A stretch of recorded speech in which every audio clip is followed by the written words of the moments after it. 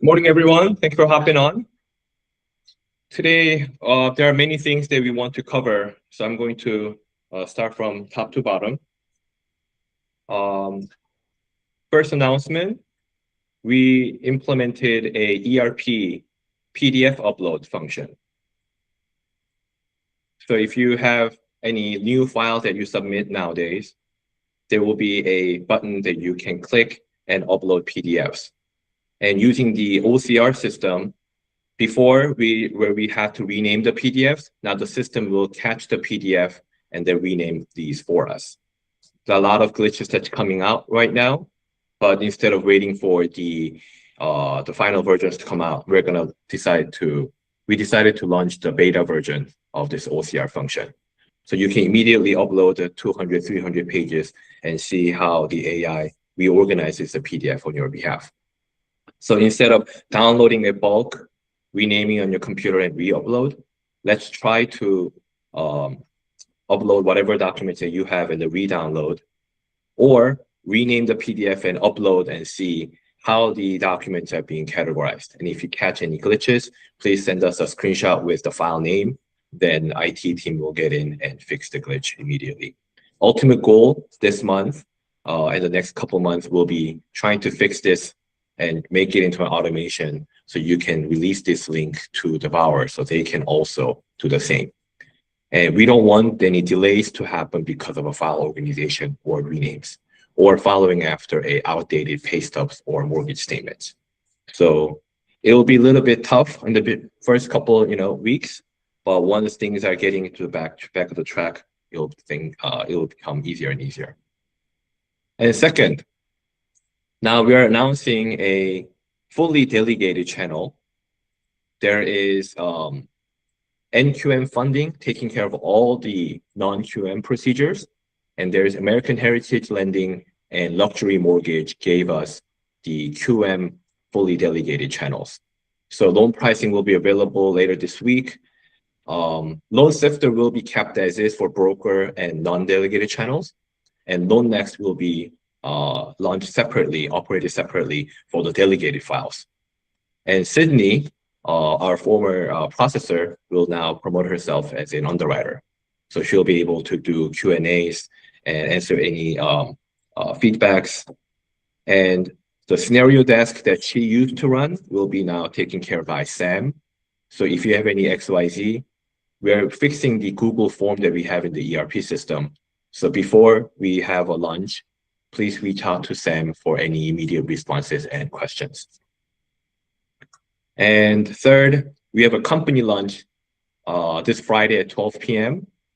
We're gonna meet all in the office and talk about how the workflow will be and what kind of expectation we're going to share. So if you can join, please let us know, DM us before Wednesday afternoon. Do you have any questions with these announcements we have today? If you don't, let's get into the training for today. I'm gonna try something a little bit different than before. So as we are diving into this non-delegated correspondent and delegated correspondent channels, I want to be on the same page with all of you, what it means with trade document loans and non-trade document loans. Sometimes we call it QM versus non-QM to simplify, but truthfully, they're very, very different. So I'm going to categorize them into trade versus non-trade.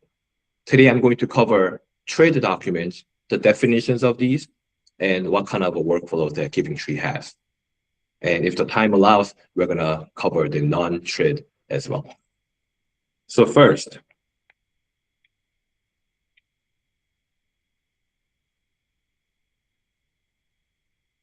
trade document is conformed in 4 different sectors. One is initial loan estimate. Second is locked loan estimate.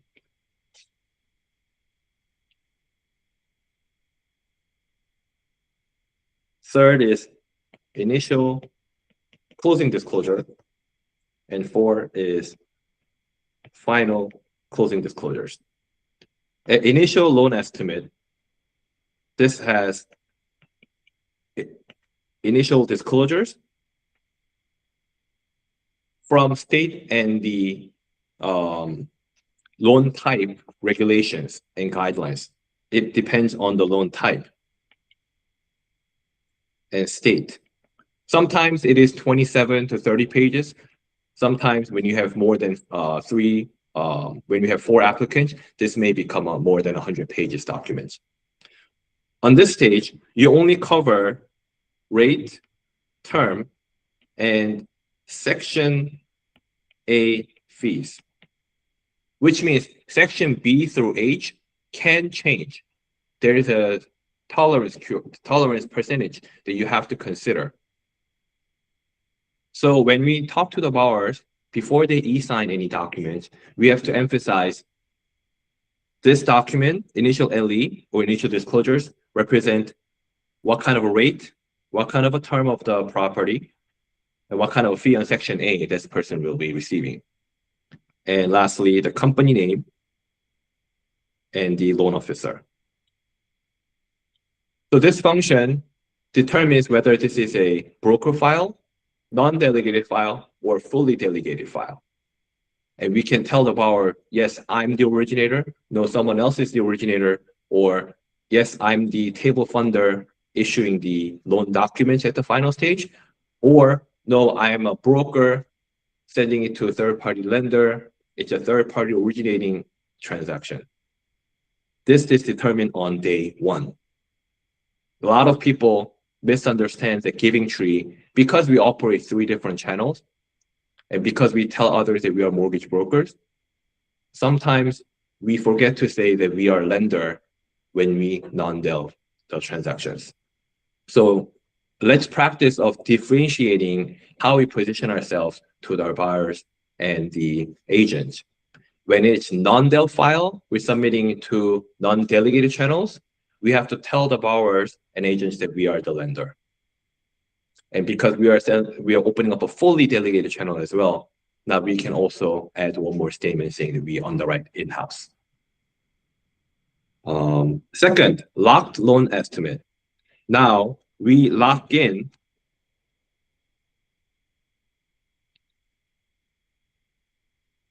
so this timeline, 15-day, 30-day, 45-day lock period is set on this document, which also means 99% of all the other information are identical. Okay, section A through H, you may, she may, they may say, why isn't the fees changed? Why isn't the closing cost changed? It doesn't have to change. All we need to change with initial LE to final CD, initial LE to locked LE is document release date and the status of the rate lock. Okay, so don't mistake. Don't prematurely say to the borrower saying that locked LE will have updated figures. It will not show whom is paying to. Whom pays to information will be showing on the next document called initial CD. Now, initial CD is presentable. It's only presentable when you have invoices, appraisal, credit, HOA, insurance.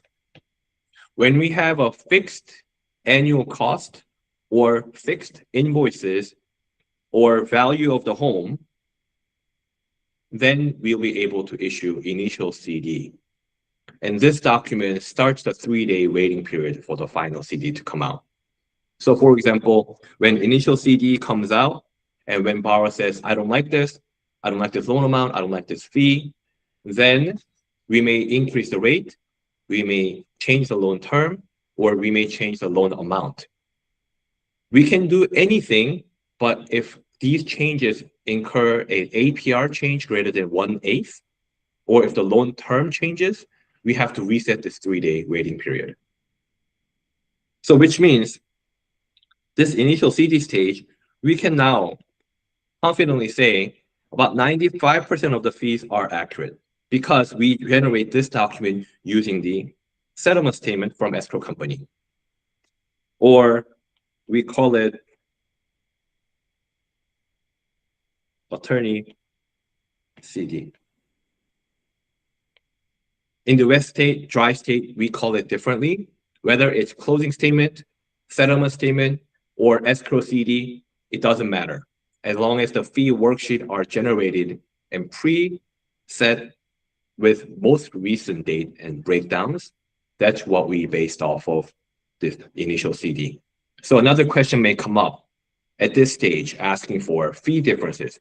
Why is the initial CD figures are different than the settlement statement that we received from escrow company or title company? These two can be different because now escrow company is considering HOA proration, all the XYZs on top of what they have provided. And don't get me wrong, initial CD must also have the seller CD, seller credit, lender credit, and proration too. But the purpose of these two documents are serving differently. Settlement statement serves for itemizing how much to pay off and what day we are closing. This document may have a different closing date than the initial CD date. This is to just show the bar that we are now eliminating all the paddings, limiting all the potentials, and think about the closing in the next 3 days. And next, when the changes happen, then we call these documents, we put another pronoun in between. So when the locked LE is now revised before CD comes out, we call it revised.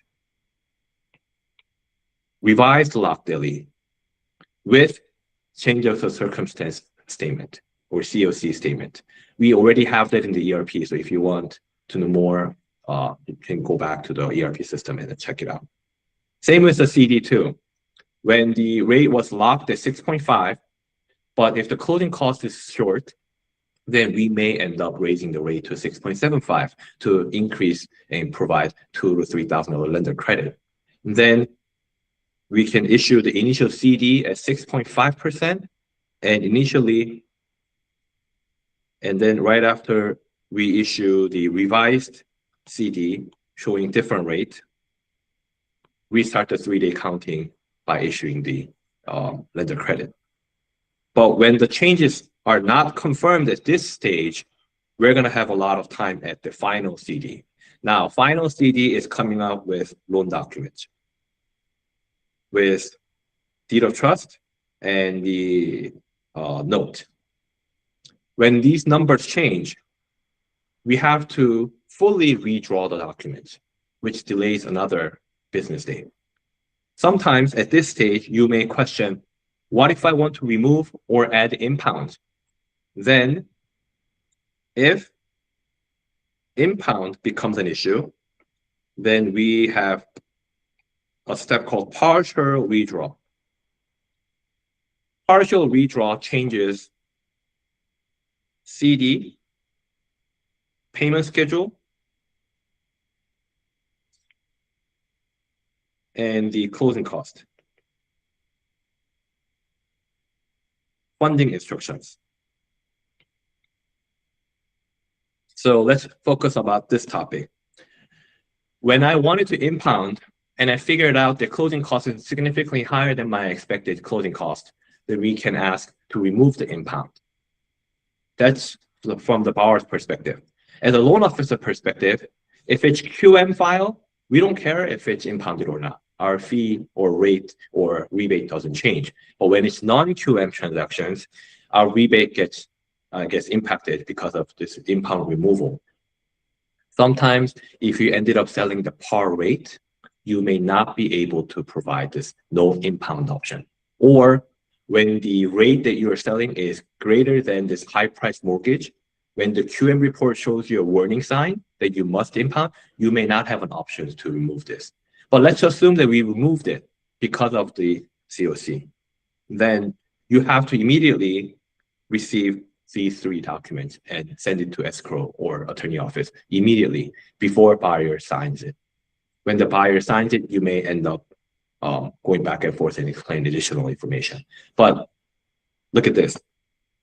All these documents are not requiring notary sign or stamps, which means if the notary signed today at 10 a.m., if these numbers and figures must be changed, we don't have to reschedule with a notary. We can have the buyer wet sign and send it over to us. Then we'll use these new wet sign document, replace it with the existing one, and complete the transaction. All we need to do is to inform the listing agent that we are delaying a couple more hours of closing because of the fee differences. Escrow and attorney offices to let them know the closing cost has been updated, and the buyer to wet sign and send over the original documents in the timely manner. Any question about this TRID document and the definitions of it? For impounds, for QM, do you recommend to always have impounds? No. No. I like to add impound just to draw the PIW. Having impound increases the stability of the file. It brings down the risk factor number. So at 90% LTV, if you impound it, you have a higher chance to have a PIW than not. Any other questions? If you don't have any questions, and if you ask separate questions after training, then we'll have another session too. So don't be worried about all these details. My expectation for the loan office is to memorize this, not because to boast and to show others, but to properly guide the buyers into right direction. We need to tell why these are happening. We need to know where these numbers are changing. When the buyer is asking for XYZ, we can give them an answer. Yeah, I get that a lot when it comes to like the initial LE and having to explain to them that those aren't the fees and stuff like that until we get the initial CD that's more accurate. And especially with that ESS, the estimate settlement services, right? Then we have a better picture of what the cash to close will be. But a lot of times, especially with like new buyers, they kind of like freak out at first, right? So you got to guide them through every little thing that's on there and kind of explain to them what's going to happen and how much it's going to be. Exactly. So from LE to locked LE, this is 1 day. From locked LE to initial CD, that's 1 day. Initial CD to final CD, 3 days. And funding, 1 day. How many days? 6 business days. Or 10 calendar days. If you lock in on day 1, you can tell people that you can close in 10 days if you follow the trade timeline. Okay? If it's refinance files, owner occupied 3-day rescission applies. So you just add 3 more days. That's why and where the 15-day lock comes from. They also consider this document shipment date of 1 business day. Okay? So if you tell this, do the presentation in front of real estate offices and guarantee 15-day, when they say, Peter, how can you guarantee 15-day closing? How can you guarantee 10-day closing? Then you break down. You just need to ask 10, 15 minutes of your time. And when you write down all these breakdowns, and if you were able to show them like a screenshot of each document, then you have a higher chance to win. If you create a YouTube video talking about specific documents and breakdowns of what is a total payment, what is the APR, what is note rate and relationship of these 3 on the loan estimate, or on the CD, why this number, why this representation of agents, escrow offices, and loan officer means, then you have a higher chance to win. It's not a guaranteed, but as you practice how you show the client to navigate and find the answers, that's when they trust you. That's when they want to work with you. I'm not going to work with all the people, but anyone who's looking into specific guidelines, specific breakdowns, anyone who's literally checking line by line, those are the top, VIPs that I want to target, because there are very few of these loan officers who can break down the fees for us, for the buyers. So how about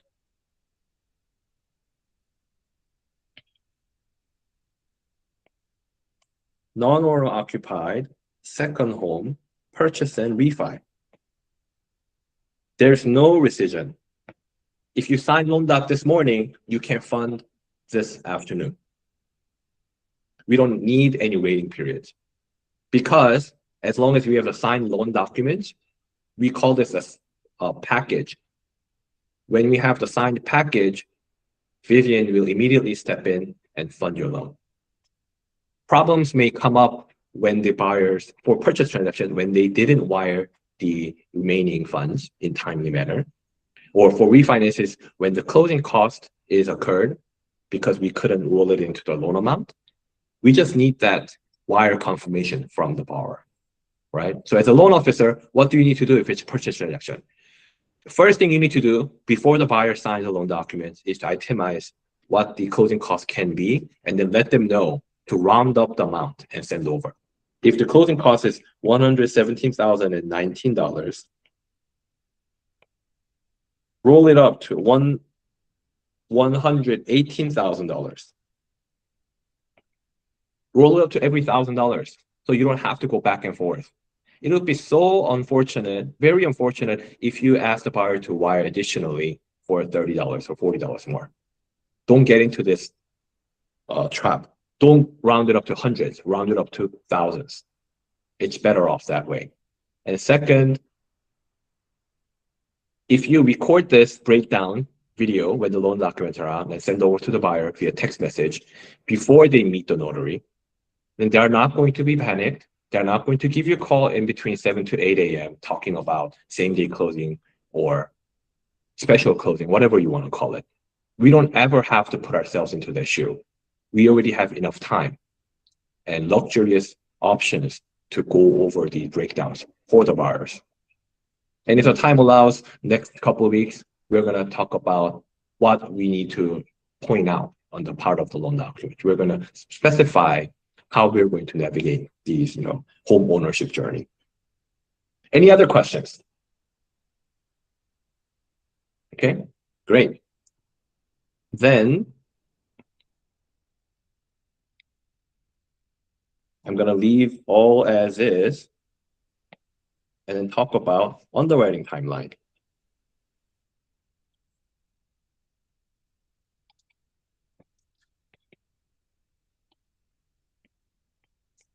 So there is a trade timeline and there's an underwriting timeline. We submit, we approve, we CTC the loan, and we fund the loan. Okay? At the submission stage, with Giving Tree, we divide it into multiple steps of pre-registration. At pre-registration stage, this is where we submit or we send out the initial disclosures. We receive the e-signed initial disclosures. When the e-consent, intent to proceed, is received, then we submit the loan, meaning lender or to investor. So with broker and non-delegated channels, pre-registration and submission applies. With delegation, Sydney will pre-approve and issue conditional loan approval. So this is where the differentiation comes from. You may say, hey, Peter, we submitted the loan 2 days ago. Why isn't the loan approval coming out? When we submitted through non-delegated or broker channels, we had to wait for the buyer to intend to proceed or consent with rate, term, and fee. That's why we had to just wait. The 3-day waiting period still applies. However, with fully delegated file, when you submit it at 7 a.m. today and expect a loan approval at 4 p.m., all you need is to G-chat Sydney, asking her, hey, this is a purchase file. We're about to lock in the rate. Can you review this file first? Then we can do back and forth and issue the approval faster, easier than before. And next, we approve the loan. We call this prior to doc stage. Prior to doc conditions come.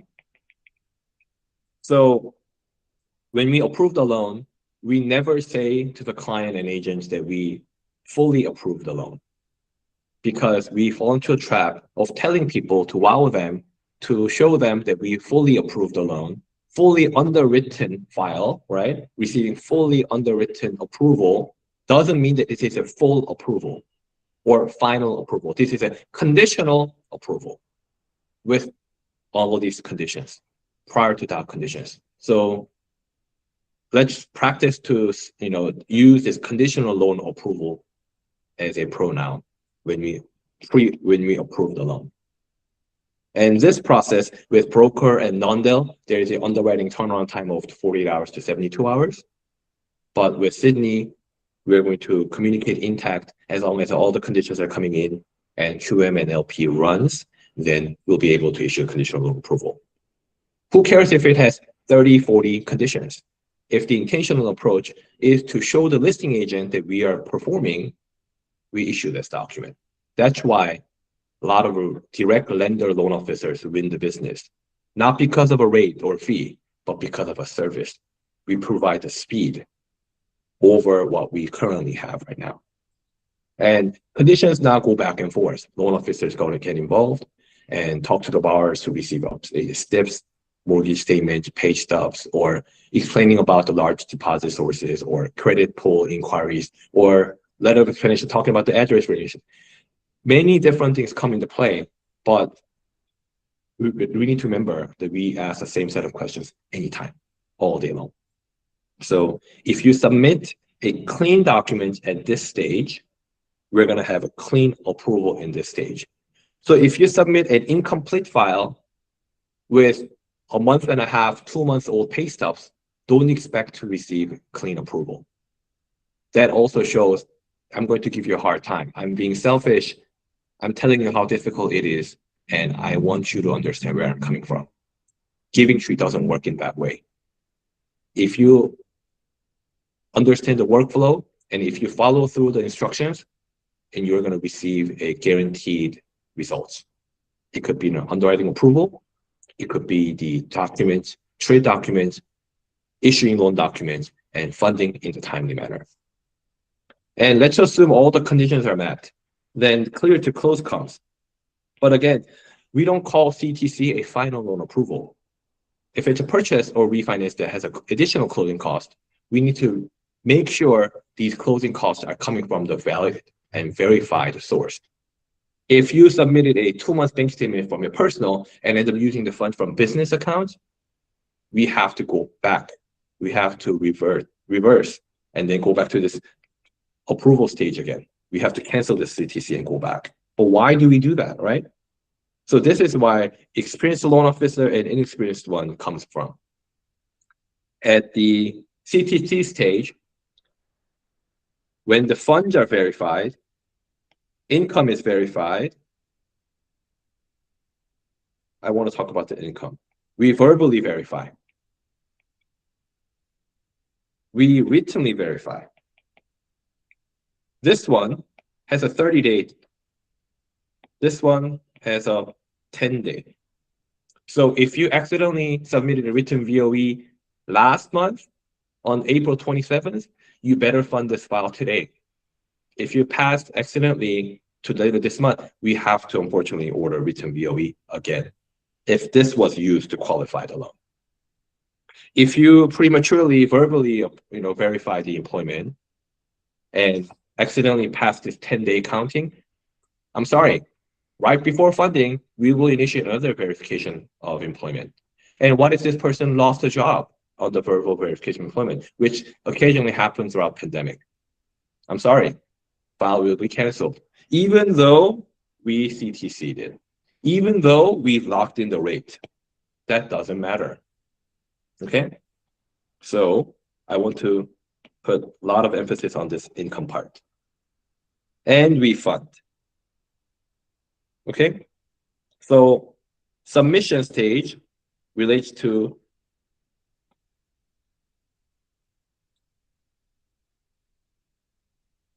these two align, and locked LE initial CD align with this part. Okay? So you have to lock in order to receive faster clear to close. And CTC and funding related with this. So think of a train. these two tracks are coincidentally existing together, work together, line by line. So sometimes you may say, Peter, all these documents are ready, trade documents are ready to go. But if the underwriter didn't review, doesn't matter. But sometimes when we have an approval ready, even though we didn't do CTC, it is important to issue the CD so that we can start this 3D accounting. Why do we need to know all these? It's because buyers want to know when they're going to remove their financial contingencies, loan contingencies. Real estate agents want to know when the loan docs will come out. It's really, really fun to see when loan docs are coming out, all the agents, listing and the selling agents, are coming down. Even though we delay on funding, right? Even though we push major conditions to PTF condition. I didn't talk about PTF today because with our system, we don't need to talk about it. But when we submit it as a broker file, we can push out the major conditions back into PTF conditions before this funding. Okay? But we don't have to do that because we can sign the loan documents and fund the same day.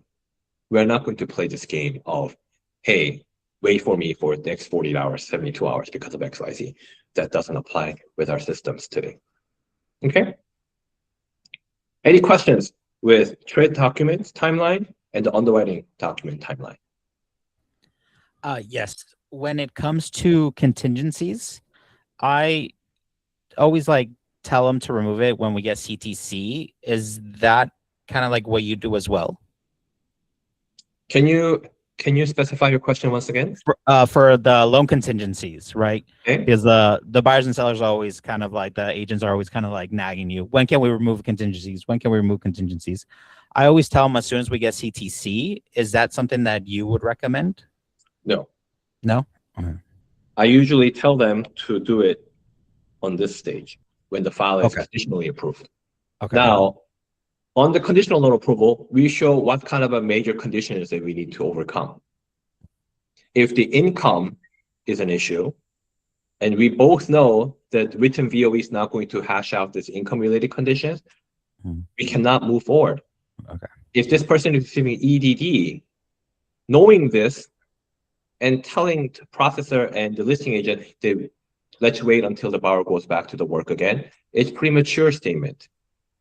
You have to kill the file, not because of yours, but because of buyer's EMD. You have to protect buyer's financial decisions. Okay. That's what I personally like to do.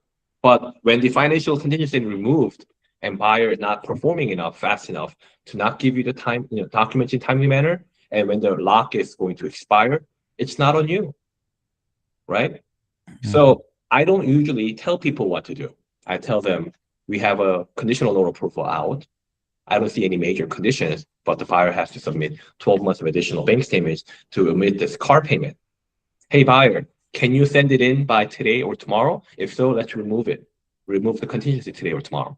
But if you are on a vacation, on a business trip, and cannot provide all these documents by next week, if your CPA is sluggish, not acting, not responding fast enough, taking a week or two from today, then you better not remove it. If the HOA certification shows lack of reserves, or if the HOA certification didn't come in, don't remove it. Why are you trying to win the business by incorrectly guiding, right? If you know how to do it.